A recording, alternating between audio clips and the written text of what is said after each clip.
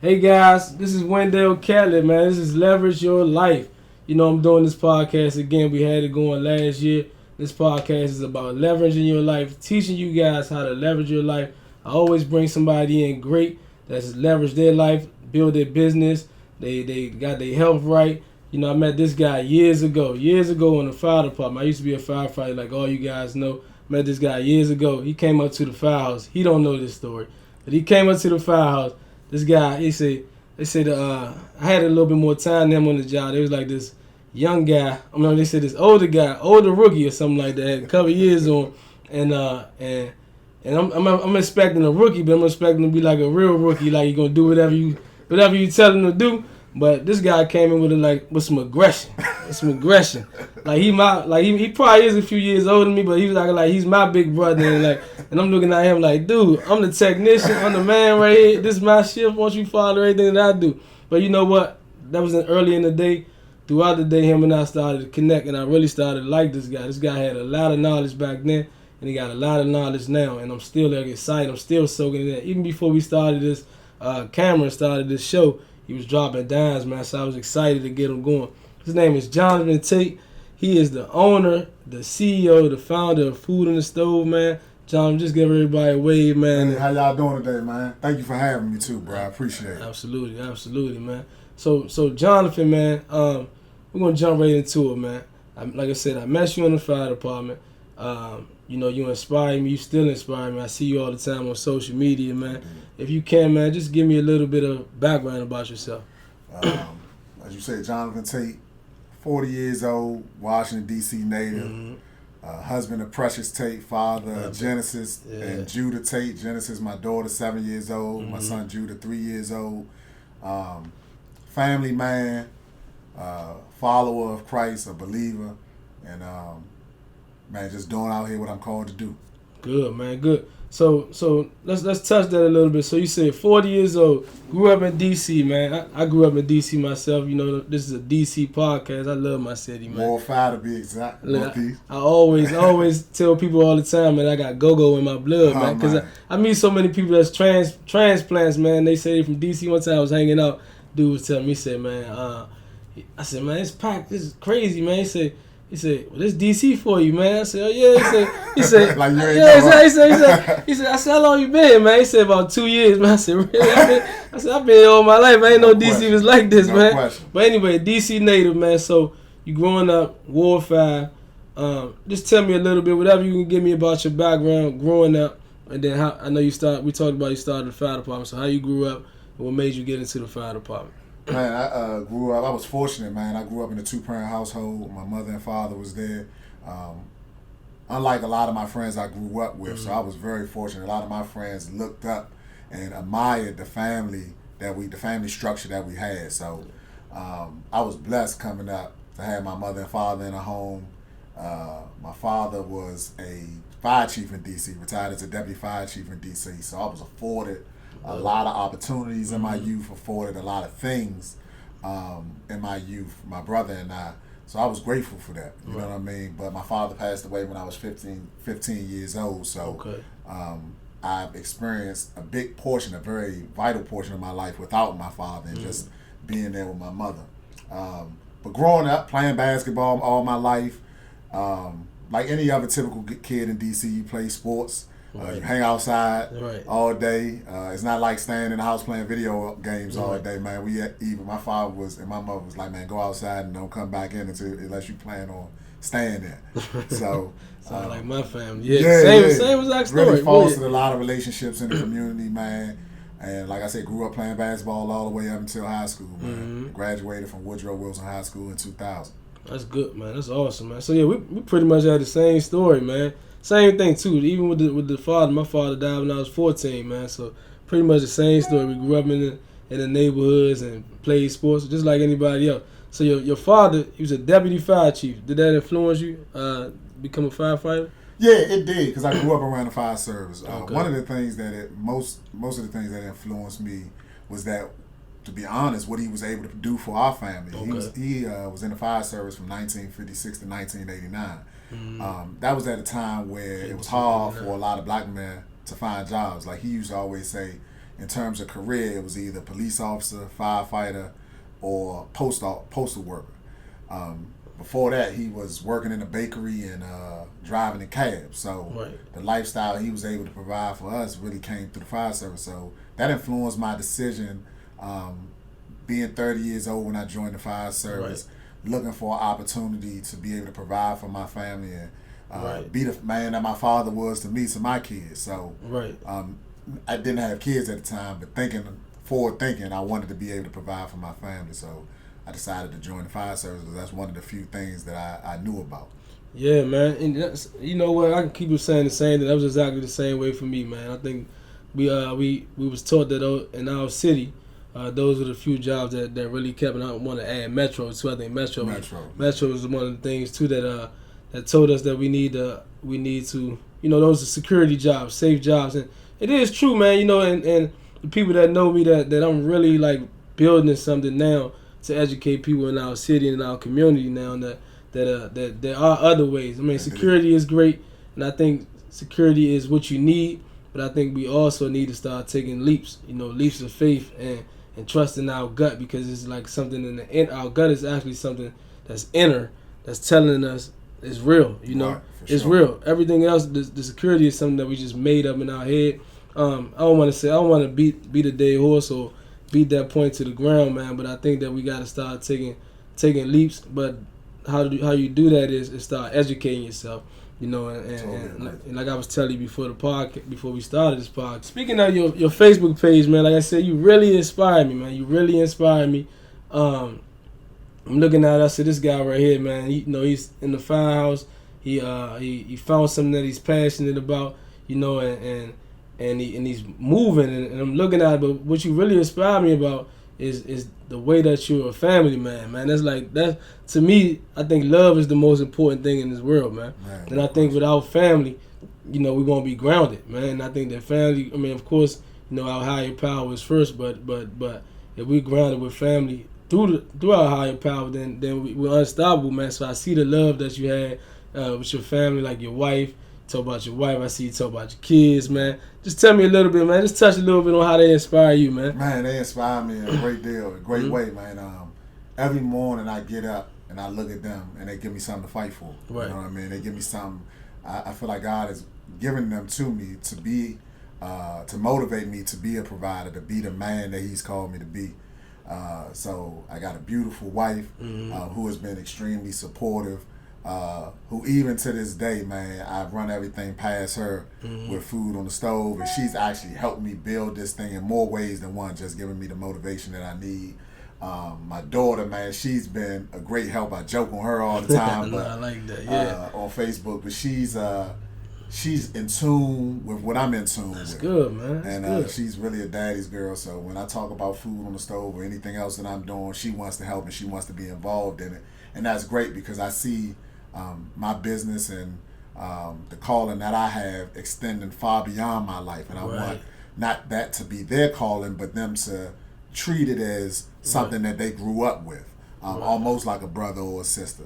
And the same thing for my son. He's a little bit younger, but he knows when he looks at my T-shirt, he say food on the stove. So he knows that's what we're about. We're about serving those who serve us. I love that, man.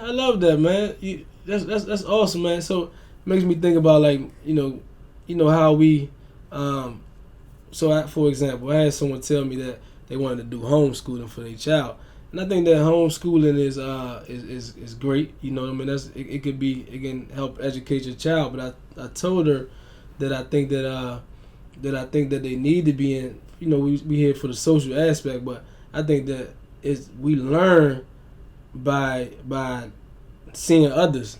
We learn better by seeing others how they learn. We pick up other practices. So, for example, again, like you said, your children are the most important. I think about another time, man. Your kids are always watching. So your kids say food in the stove. So we might tell them, man, you need to make up your bed. You need to write a journal like this, or however you want to explain to them to do things. Right. They'll listen, but they learning more by watching. No question. The things that you do, the way you align your life. Always is exactly. So my daughter, she's 16, right? Mm-hmm. You know, 11th grade, about to graduate.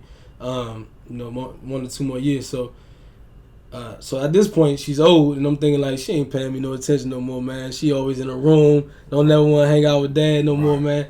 And one day I was just regular walking. My daughter say, "Oh, you did that on purpose, Dad." I'm like, "What I do?" She say, "You try to like change your step up because you see me." I'm like, "I'm just walking." She said, but that reminded me that they always watching. Even when we ain't watching, even at that age, they still watching. So that I love to hear that, man, because you saying that your daughter, she's aligning herself, and so you are the representation of that, man. But let's get right into it, man. The things you talking about, you say food on the stove, man. So look, I'm gonna let you get into it. I'm excited about the title tonight. I was gonna say, guess what the food on the stove mean, but I'm gonna let you tell. I'm gonna let my guy tell you, man. So food on the stove is his business, man. I really don't even want to get into it. I want him to go ahead and explain it to it. Man, go ahead and introduce your company, man. So, Food on the Stove started about 5 years ago. And what it is, it's a 501c3 nonprofit organization. Okay. And we provide tools and resources to help firefighters live a healthier lifestyle through enhanced nutrition and exercise. Okay. The reason that's so important is that because 44% of firefighters who die in the line of duty die from a heart attack. Wow. There's also studies that show that the life expectancy of firefighters are 10 to 15 years less than every other employee in America. Not only that, we're the only occupation that cooks all 3 meals while at work. Wow. So while there's a lot of good meals cooked in the firehouse, meals aren't necessarily good for you. Right. So what we seek to do is help firefighters be more proactive about their health by 1, educating them, and then 2, simply putting healthier meals on firehouse tables. One of the biggest misconceptions in the fire service, or not in the fire service, but amongst the public, is that firehouse meals or firefighters' meals are funded by tax dollars. Okay. In actuality, we all chip in, as you know, and we buy our own meals. We spend our own money. Sometimes it get expensive, Right, and oftentimes that can lead us to buy the cheapest thing possible to make it affordable for everybody. And with heart disease being the number 1 killer of firefighters, we need to eat a lot better than that. Right. So I started it 5 years ago. Like I said, I'm a 2nd-generation firefighter. My father worked for DC Fire and EMS from 1956 to 1989, retired at the rank of deputy fire chief. But when I became a firefighter, but he died, unfortunately died 9 years after he retired. Wow. After multiple heart attacks and passing away from cancer. So 6 of those 9 years, he was really sick.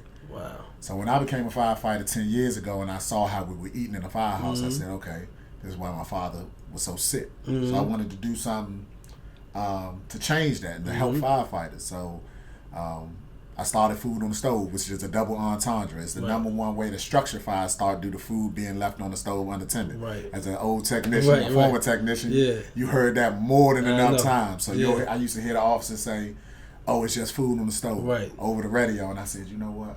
I'm going to take that phrase and I'm going to help firefighters pay more attention to the food that's on their stove that I believe that's ultimately killing us. So, I went to my wife. I said, baby, I got this vision. God gave me this vision to serve firefighters. So she said, what you going to do? And I was like, I don't really know. I know it got to do with food because we eat horrible in the firehouse. Right. So she was like, I said, you know what? I'm going to go to the farmer's market and I'm going to buy some food and take it to the firehouse. So I had coordinated this event where we was going to take a chef into a firehouse. We was going to take a videographer into a firehouse and a nutritionist. I was going to teach a class about how to read a food label. I was going to have the videographer capture the day and the chef cook it. Unfortunately, everybody canceled on me that day. Like they always do, right? They canceled on me. So I was like, man, I had every reason to be discouraged. But you know what I said? I'm saying, I got this food. I'm going to still take it to the firehouse. So I took it to Engine 17 in the Brooklyn area in Northeast DC, not too far from where I grew up from. Okay. And I dropped the food off, and there was 6 grass-fed steaks, 6 stalks of broccolini, and 6 sweet potatoes. Right. And I remember walking in there and I was like, I'm dropping the food off in here. And they was like, man, what you bringing us food in here? You're not assigned here. It was kind of confusing to them. Why a person that's not assigned to that firehouse, the culture. Yeah, like, why would I be bringing food to a firehouse I'm not assigned to? Sometimes we rival with other firehouses. Right. So, I was signed uptown, Truck Company 6, Engine 11 Truck Company 6. I was assigned up there. So they like, why are you bringing us food? Right. Only thing I can tell them is I want y'all to eat healthier. Wow. So I tell you that the 6 seeds that I planted that day have now blossomed into 40,000 meals to the fire service. Sheesh. We've been sponsored by Giant, United Healthcare, Verizon, Host Hotels, and Marriott. Sheesh. And now Amazon Web Services for the development of our app. Wow. And, what we oftentimes see as a a hurdle actually ended up being a blessing for us, because as we started going month to month, going to different firehouses, taking the chef, we ultimately end up getting that going, getting the chef into the firehouse, getting the nutritionist, the videographer. Start turning out amazing. We would bring that chef in, they would prepare a meal for the firehouse, we would teach the class, and it was something we was going to do every month. Right. And the members kind of took to it. They was like, man, this is different, man. We want to support what you're doing. I never started it for them to donate. Right. But they end up donating. I said, you know what? Instead of you donating the food on the stove, how about you pick the next firehouse we'll go to? It just can't be on your shift or in your battalion. So what it ended up doing is creating this culture of giving within the fire service, that you would choose a firehouse, pay it forward to a firehouse to people you normally don't even work with. Right. So people from uptown would be sending food to east of the river, and we would be saying, man, this meal came from Truck Company 6 to Engine 15. Yeah. Right? And they was like, well, they sent us food. Like, yeah, they donated y'all food. The chef was prepared and gave us another opportunity to teach our message, right? But what ended up happening was COVID hit. So that threw a monkey wrench in our game. It's like, man, where we go from here? Because now we can't go into the firehouse no more. We can't bring no chef in there. Can't bring a nutritionist or a videographer. So we had to pivot a little bit. And at the end, that could have been the end of food on the stove, because I really didn't have a plan after that of what we was going to do next. But what ended up happening was I noticed that grocery stores start putting limitations on the amount of food you can buy. Oh, really? Yeah, because people were hoarding food. So if you went to Giant, I remember. The shelves it was no food in there. So what they end up starting doing is you can only buy two packs of steak or two packs of chicken. Right. But they forgot about firehouses with 13 people. So when they would go in there, what ended up happening was they were saying you can only buy 2 packs of chicken. Well, how you gonna feed 13 people with 2 packs of chicken? Right. So we jumped right into action. What we ended up doing was we partnered with 28 different restaurants, and we fed firefighters every day for a year and a half.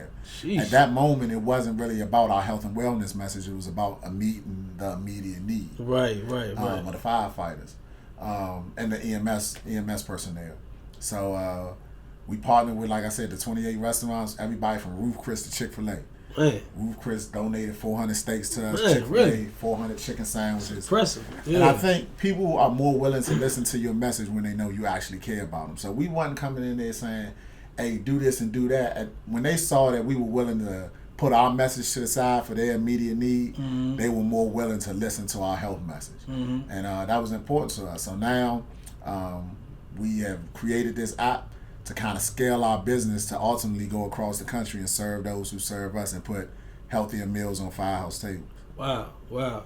So that's impressive, man. So I think that I like the part when you said that the guys are paying it forward. So that message have spread it across the country. You talked to. Yeah. So I mean, at this point, I've been fortunate enough to go to Florida, go to Ohio, and speak to different people in the fire service about health and wellness. What we're doing is a lot different. I don't think the fire department has a health and wellness problem as much as we have a culture problem. I agree. Just this culture of eating these big meals. We work for 24 hours, and we're trying to get firefighters to control the controllable. You can't control sleep deprivation, hazardous environments, or stress of the job. So the best way to combat heart disease and other ailments is through diet and exercise. I love that. Yeah, man. So I really like that, man. That's impressive the way that you grew the message. One of the things I was thinking. So before I get to the point where I was thinking, what's your goal for food on the stove? What's your biggest? What's the view? Man, I dream of a day. I see a day where firefighters come to work and don't have to pay for food no more, and they have access to healthier meals. So through this app that we created. We got 3 components to it. We got a component where it's similar to Blue Apron and HelloFresh, where you can order your meal kits with all the ingredients and the recipe, and we put healthier meals. Yeah. And we're testing that in Alexandria right now, and I think that will help us insert healthier recipes into the fire service. We got a component of the app called EMS, where we deliver healthier salads. Salads to the firehouse to help increase their leafy green intake. And all of this is free of charge. So for every $10 we raise, it goes to the protein, produce, and packaging of the meal. But the ultimate goal is for them to order their groceries through us. And the way that we see this being self-sustainable is by taking unused or underutilized firehouses across the country and turning them into community markets or retail spaces. So that every dollar that's spent in there can now fund a stipend for firefighters while they're at work. So if that market generates $300,000 or that retail space generates $1 million, we can now tell that jurisdiction, that fire department, that say, hey, you have been allotted X amount of dollars each month for each firehouse, and they can go onto our app, order their groceries, everything from steaks to chicken. Now, of course, we're not selling any processed food, right. But anything that you want to cook from the firehouse, we're going to be able to provide for you. Wow. And the goal, again, was to have the firefighters eat for free. Eliminate the meal. Eliminate the meal. I love that. Because if we were working in the private sector, and you had to be away from your house, say if your company sent you away or you sent one of your employees away, you would have to give them a per diem. That's almost non-negotiable. Right. When you send people away from their kitchen, away from their families, you give them a per diem. Being as though 70% of the fire service is volunteer, which means that they not only don't get paid, they don't even get a stipend for the food. Right. That's true. That's true. And being as though that we're birthed out of that. Yeah. The fire service is birthed out of the volunteer system. Right. That was never negotiated when people started getting salaries coming from volunteer to career. Right. But now that we start to look at it, if heart disease is a big thing in the fire service, we got to start looking at how do we change that, right? Because you can't outwork a bad diet. Right. Okay. Your health and wellness starts in the kitchen. So that's what we're trying to show and try to, like I said, provide the food for them, but also decrease the number of firefighters who are dying from heart disease, especially on the fire ground and after retirement. I love that, man. That's something I really want to support, man. So we got viewers out here. People going to view this video.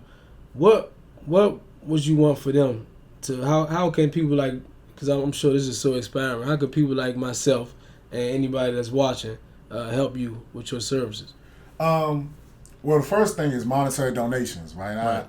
I think that's most important. As I was sharing with you earlier, the business that we have, we're not dealing with just education. We pride ourselves on giving. Like one of our mantras is serving those who serve us.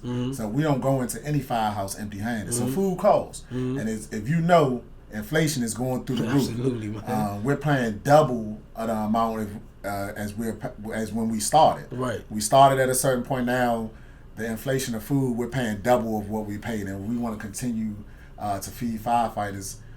We need a ton of support. And really, to be honest with you, we have gotten that support. We've gotten it from corporate donors, but most importantly, we've gotten it from the community. The community has really wrapped their arms around what we're doing, and they're allowing us to be that conduit of love that they have for the fire service. So they donate to us, and we give it right back to the fire service, to the firefighters and the EMS personnel. So donations. We have opportunities where we do have some volunteer spaces, and when we do that, we'll put it up on our website. But you can go to our website, foodonthestove.org, and make a donation. Any donation is acceptable. Foodonthestove.org. Yeah. So we're currently testing in Alexandria. We're testing the Farm to Firehouse component, which is similar to Blue Apron or HelloFresh. Right. Every Friday, we have 10 firehouses ordering through our app. We currently have 3 recipes. We have a Peruvian chicken recipe. That's nice. We have a flank steak salad recipe, and we have a house-made salmon burger recipe from our partners at District Fishwife inside of Union Market. All of these recipes are under 700 calories. Wow. They go. Really? Yeah, all of them under 700 calories. No preservatives. It's a full meal. It's a full meal. Man. So what ends up happening, they go onto our app, they order the meal. We know the staffing of every firehouse because it's been given to us by the Health and Safety Division. We buffer for extra 3 meals in case extra people at the firehouse working overtime. They click on it. They order between Sunday and Tuesday. Tuesday, 2 p.m. is the cutoff time for a Friday delivery. So currently we're only delivering on Fridays, but we want to scale that up and we want to start delivering every day.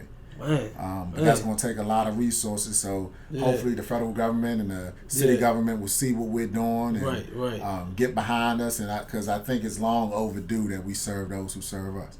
Man, I love when somebody's trying to support and not looking for anything. It's your passion. You can feel it through your voice. You can see it in your passion. You can wear it on your shirt, man. You wear it in your heart, and we can see your heart in the open, man. So listen, guys. If I own my interview, it's such a big part of my life. Like I said, I lost my father when I was 15. I was at a very pivotal point in my life where I didn't necessarily need his money. I needed him. right? I needed that father figure in my life.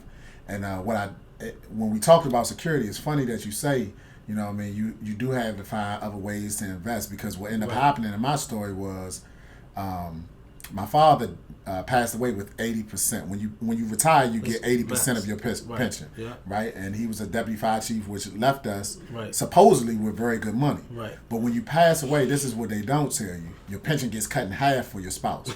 Now, if you don't have a spouse, it's nothing. It's nothing. Your kids don't even get nothing. Man. Right, because it's like insurance almost. Man, you speaking my story. This is my life. Right, so 40%. Right. Yeah. My mother is 18 years younger than my father, and the way that it works, if I'm not mistaken, is that for every year younger is 1% deducted. So we went from an 80% lifestyle to a 22% lifestyle. Wow. My father, in his mind, was like, my family's gonna be straight. Right. You know, I worked all these years. I'm leaving him in retirement, maybe not having a full understanding of how his retirement worked. Right. But if he would have known, in order to maximize my retirement, I have to stay alive, he would have invested just as much in his health as he did in his 457 plan or his retirement plan. So what ended up happening was that I made a lot of bad mistakes in my youth, ended up selling drugs, things of that nature, being arrested, because that was the first time I heard no. I wasn't used to hearing no, because anytime I did well in school, my father was willing to get me anything from Jordans to Eddie Bauer, whatever I wanted, anything I wanted, right? Yeah. And my mom did the best that she could, but at the same time, that was a significant decrease in the amount of money coming into the household, right? So we not just fighting for firefighters, we fighting for their families as well. Right. I'm also trying to prevent a 15-year-old boy or girl of making the same mistakes that I made. I love it, because their mother or father isn't there. So I like to say that we're not just fighting for firefighters. We fighting for. I'm personally fighting for their kids as well, to make sure that they're there living long beyond their retirement. Man, so that's deep, man. So that's one of the main reasons why I wanted to get you on, because I only want people that's real and authentic, man. That's really like this is who they are. Because I think in order for you, so when I talk about taking a leap, I think in order for you to fully take a leap and fully embrace your goals, it gotta be you. It gotta be a holistic approach. It gotta be something that you believe in the inside, something that you reap on the outside. No doubt. You know, everything gotta be as soon as you align yourself to your true passion, that's when it becomes in fruition. That's when it comes. Everyone sees it. You know, it's like for Matt. I don't want to get into the scripture, but you know, we can see your fruit. You understand? Yeah. Your fruit. We judge you by your fruit. You know, because you talked about you had 6 people, you planted those seeds. Now it's 40,000 people that follow you now, and that supported your business now, man. You know, so you judge a person by their fruit. A lot of people just come on here talking and just bragging, and you see it on social media, man. But if you look at their life, it's not fruitful. Yeah. You'll see a bad tree as opposed to a tree with healthy fruit on it. Right. And that's where your life is going, man. And I'm glad you mentioned that, because that's important. The investment part is really important. The number one thing to be invested in is your health, and that's important. You got the family, you got your family. That just we talking about firefighters. Firefighters, they need to invest in their health, right? But they eating bad, but they thinking about themselves. Right. They thinking about I got this retirement plan.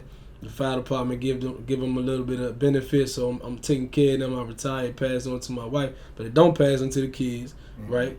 So you need to take care of your health so that you can be able to live a little bit longer. But then also you got to be able to protect, like for things that I get myself. This is what my passion is the financial aspect of it. That I think that people got to understand why it's important to have great life insurance. Right. You know, great life insurance. I have a financial service company to educate people on these things. Great life insurance, and then where to put their money at. Right. Where to put their money at, and things like your company is a great place to put money at. People don't understand that it's a great place. We can talk more about that a little later, but you know, great place to put money in. That's investments. You know, purchasing properties, purchasing things. These are the things that you can pass on to your kids. Right. And I don't really want to get into more of my business, but more about the things that I like to hit at, because you're passionate about it. And yeah, because I don't mean to cut you off, but I always tell the best way I can describe it, right? Because I feel like this is not just a business for me; it's a cause. Right, absolutely. I'll be doing this for the rest of my life in whatever capacity. Whether we doing, whether food on the stove goes across the country, or we can just do one firehouse, right? It's a difference between a good idea and a God idea. I agree. And the difference is that a good idea is going to impact you, the person, right? But a God idea is going to impact everybody else around, 100%. Right? And I know food on the stove is a God idea because I never did it because I wanted to make money off of it. Exactly. I always saw, one thing that God showed me was He showed me the ending from the beginning. Because if I knew how hard it would be to kind of go through the hurdles that I've been going through, I probably would have quit. But I've seen this huge vision that God has given me, and it motivates me every day. I love it, man. Every day I get to get up with this anticipation, with this expectation that I'm going to change the lives. I'm going to serve those who serve us, and I'm going to change the lives of a lot of people, and impact the lives of a lot of people. But like we were saying, man, I love that, man, because it's not about money. It cannot be about money, man. I mean, when you start chasing money, you can get it by chasing money, man, but you're gonna end up empty. You understand what I'm saying? It's all about fulfilling the inner word. You know, that inner word is God telling you these things, right? And I think when you serving. You know, you serving other people, you spreading love, you spreading the gospel, you spreading word, and love is constant, and that's why it's gonna always be there. That's why you said, regardless if food on stove don't work out, you're gonna be doing this thing to the end. Like for me, my passion is spreading the word through my avenues, right? And I'm gonna be doing it to the end. I don't care about the money that I make. I done gave up money to see other people succeed because it's way more fulfilling that way. You understand? And that way it's always going to work out. We'll never have to say if it's going to work out because like when people say, man, what if it don't work out? It's already worked out. Right? Because I've done what I've set out to do. I've set out to provide healthier resources, tools and resources for the five. So in that moment, I'm successful. Now the greater vision is that we do it all across the country, right? And that may not necessarily happen, which I have no doubt in my mind that it will.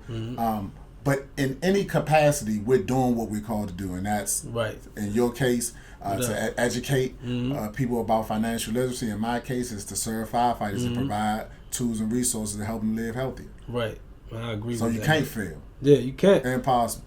You can't, man. I mean, the people have these monetary goals, man. I don't think that it is. I think.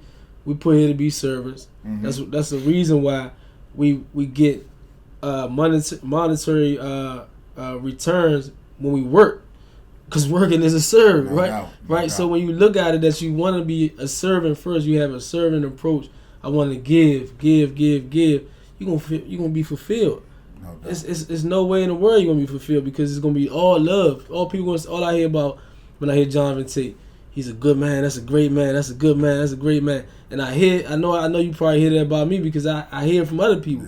I just hear the mumblings of people saying I'm a good person. Not really. That's not even what I'm trying to be. I am trying to be a good person. I'm just being who I am. You understand what I'm saying? I'm just being who I am, and I'm thankful to hear that because that let me know that I'm doing the right thing. That I'm living in my purpose, and it sounds like that you living in your purpose. And I'm excited about that, man. I'm excited about it. But yeah, man, I ain't gonna hold you too long, man.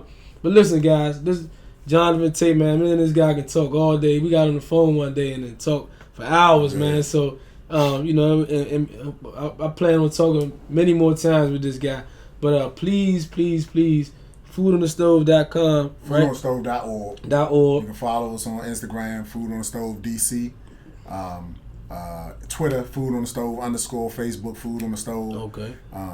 Check us out. We produce a lot of content around what we do in the fire service. I would love for you all to be able to check it out. Yeah, I seen that.